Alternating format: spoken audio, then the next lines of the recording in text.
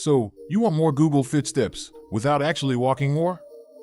Let's peek at the sneaky tricks people try, purely for science. Hack 1. The classic phone on a string trick.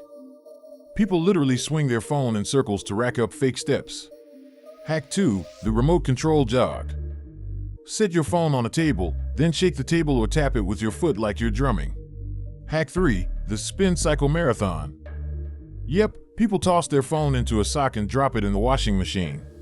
Hack 4. The office chair stroll. Rolling around in a swivel chair while the watch or phone thinks you're on a power walk. And of course, the classic wrist wiggle, just waving your arm while binge watching like you're conducting an invisible orchestra. Here's the twist: Google Fit gets smarter. Unrealistic motion patterns and wild spikes can look super suspicious to the algorithm. Plus, fake steps ruin your own data.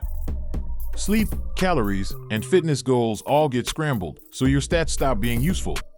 And some tricks are straight up risky, like phones near spinning machines, or loose devices that can fall, crack, or hurt someone. So, if you want more steps, try fun micro walks, pace on calls, dance while cooking, or race yourself to the mailbox. Turn it into a game, set mini step challenges with friends, or use playful reminders to stand and move every hour. Know the hacks, but use them wisely, don't cheat your health. Let Google Fit track real movement, and let the wins actually mean something.